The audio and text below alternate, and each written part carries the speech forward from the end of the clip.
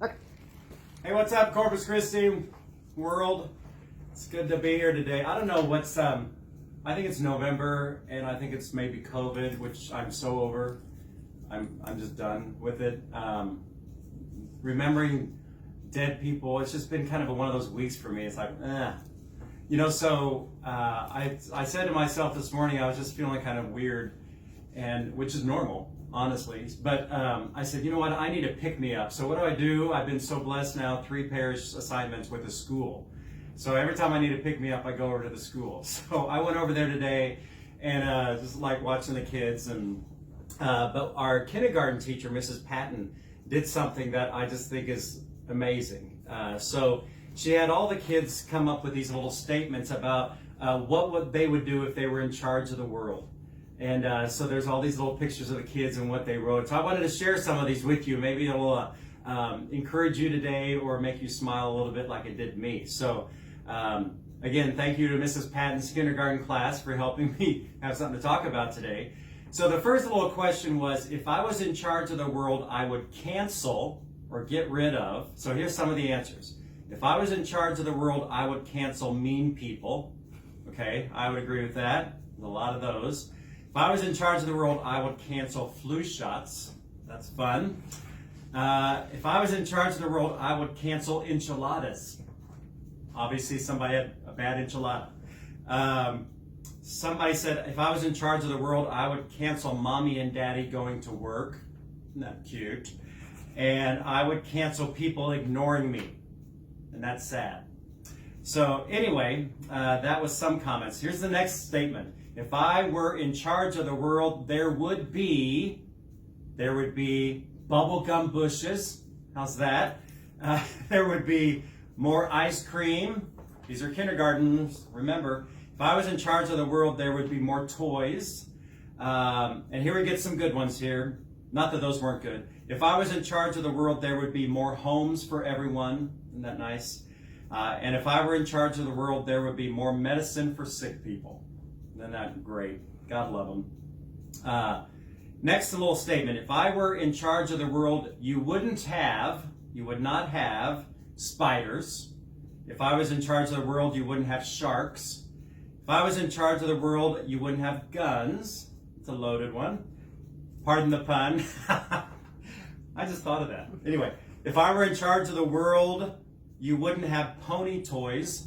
And mindful that was a boy who said that, of course.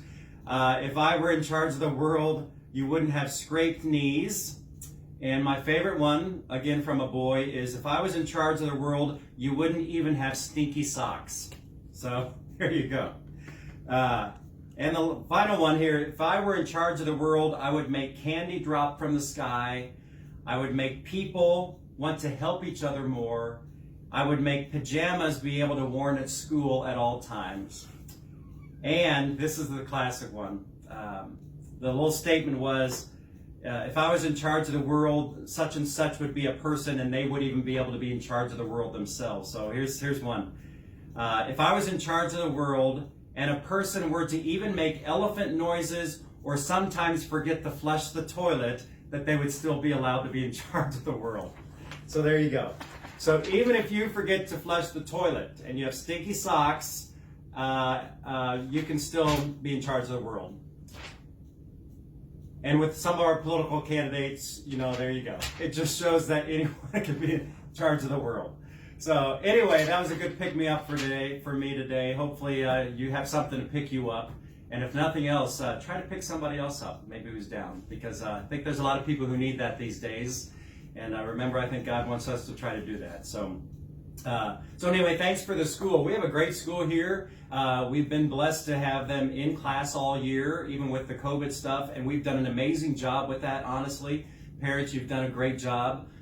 Even the superintendent of Lawrence School has talked to our principal a lot because he's heard about how great we've done here. So anyway, we're blessed. We've been very blessed. Keep praying that we're very safe and have some great things going on in our school and more of that in the future. So, during the month of November, we've talked about end-of-life issues, and of course, we're praying for all of our beloved dead. I think last week I mentioned something about the church wanting to help people, and again, I'd be more than willing to help you too, but I found this, and I can't remember it, but our diocese actually has a great little book called Catholic Guide for End of Life and Establishing Advanced Directives. So we can get a copy of this, but actually it's on our Archdiocesan website, which is archkck.org under pro-life. So again, there's just tons of resources, and I would encourage you to think about these things, pray about it, talk about it with your family members, and again, if there's anything we can do to help you with end-of-life issues, please let us know. Mindful of that, tonight we have an initial meeting of people who are interested in a bereavement ministry here at Corpus Christi. It's a great thing. I've been blessed to be in other places who have done this.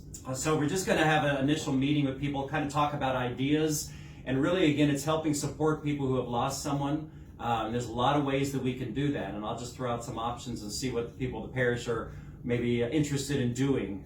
But if you're interested in helping us at Corpus Christi with that, if you have any ideas, again, just let me know. And this is just our initial meeting, and we'll have more stuff coming up.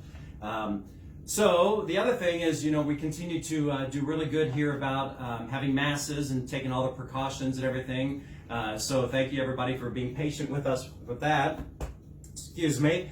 The other thing is, please, we are actually filling up more and more our liturgies. We're having more people sign up, more people show up. But we really do want to encourage you to sign up ahead of time. That's, again, just so we can be safe and track who all's there. But because we are filling up, we were kind of scared a week or so ago. We had 180 people sign up for Mass, and we'd never had that many, and we were kind of wondering if we'd get them in there, but we did.